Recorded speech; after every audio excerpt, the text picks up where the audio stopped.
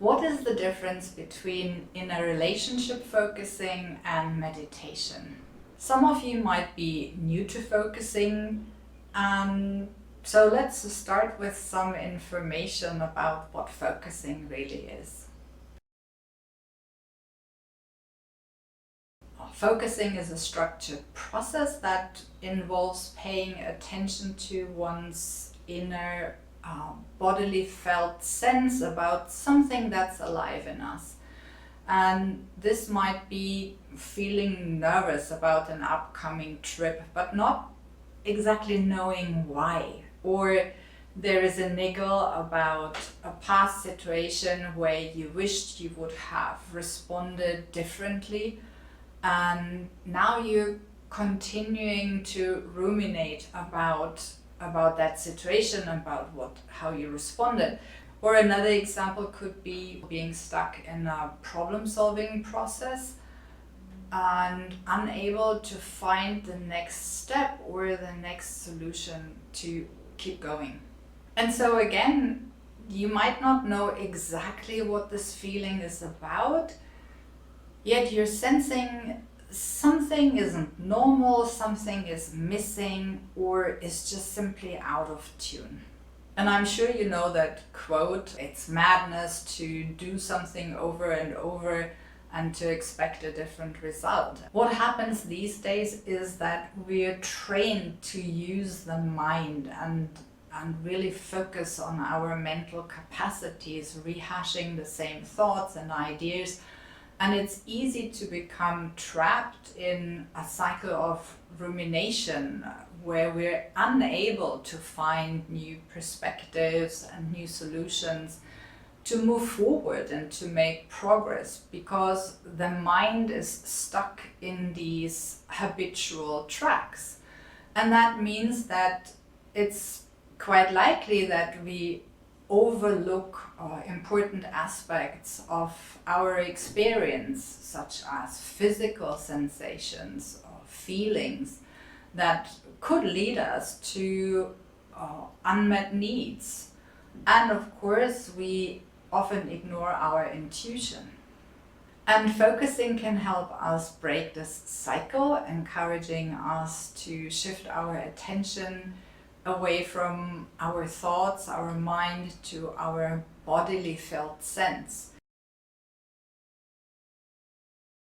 So I mentioned the felt sense a few times now, and some of you might wonder what that is.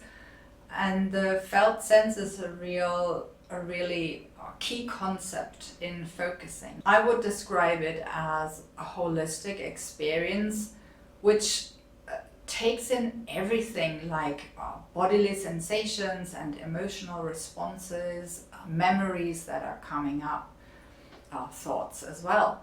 So you could also call it some kind of whole body knowing. Let me give you an example. Take a moment to imagine that you're going to meet your best friend for a coffee soon.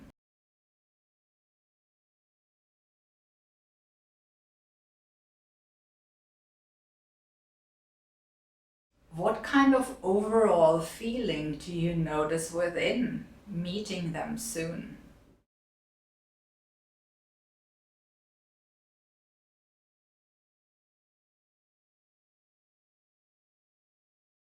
Now for me, it's like I'm sensing anticipation, excitement, joy, curiosity and lightness, and it feels really uplifting. Now take a moment to imagine having to go into a meeting with someone whom you really dislike.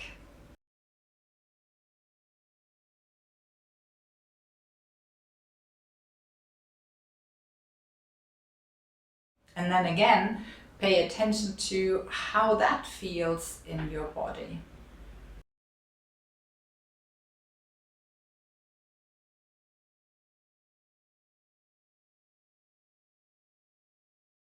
How does that feel different to the first time meeting your friend for coffee?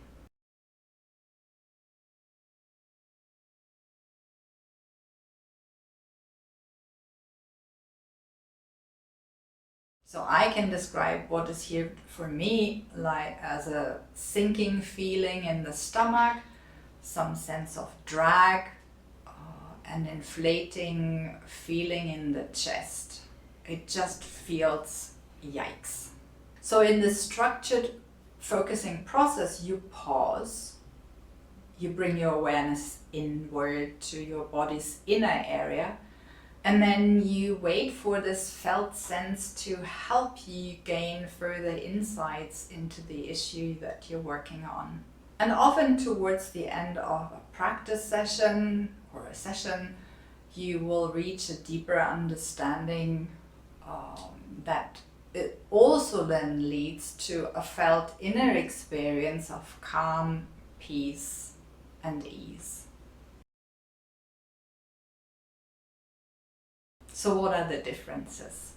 From my experience with focusing and meditation, the main difference is that meditation is generally more focused on developing mindfulness and concentration, while focusing aims at exploring one's inner experience for personal growth.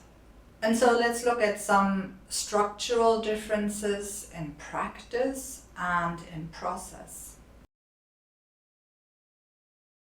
I would say meditation is a more formal practice. So we're sitting or walking mindfully regularly at certain times of the day or the week. And focusing can be done informally throughout the day to connect with the felt sense and explore one's inner experience at any moment in time. And therefore, it's more likely that we also can establish a focusing-led life over time. And yes, we can do focusing formally too by practicing with a focusing partner, and I'll share a little bit more about that later.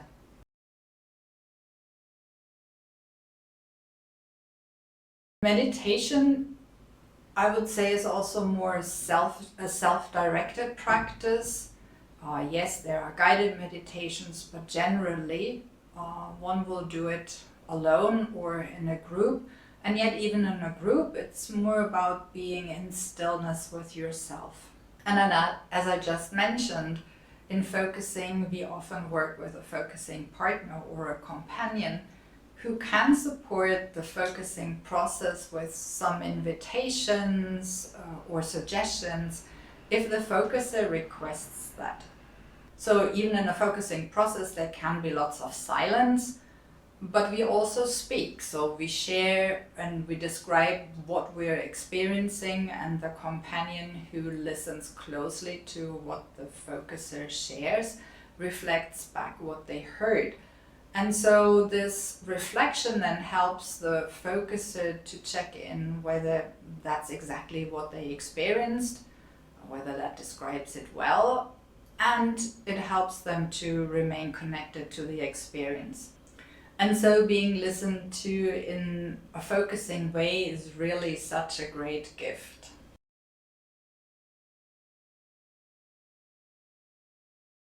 Generally, meditation is a practice of quietening the mind and cultivating a state of inner stillness or awareness. So to speak, we're becoming the observer of the internal space without getting involved. In these basic forms of meditation, one brings the attention to a particular object. So that could be the breath or a mantra, which then helps us calm the mind and promote relaxation. So the goal here is really to achieve a state of mindfulness or a heightened sense of awareness. And when we become aware of thoughts or feelings that arise, we notice them and then we let them go, ideally. In focusing, we actually actively engage with the emotions and the bodily sensations because we consider them as a gateway to the next layer of better understanding what is present right now. While we meet whatever arises without judgment. We stay with what's there to get to know that part better. And so we're inviting an inner dialogue to create a trusting relationship with something that's here right now. So we actively engage with our inner experience. We're exploring and working with and through the emotions and the thoughts that are related to it, or the other way around. And whilst in meditation there is more emphasis on detachment and non-reactivity.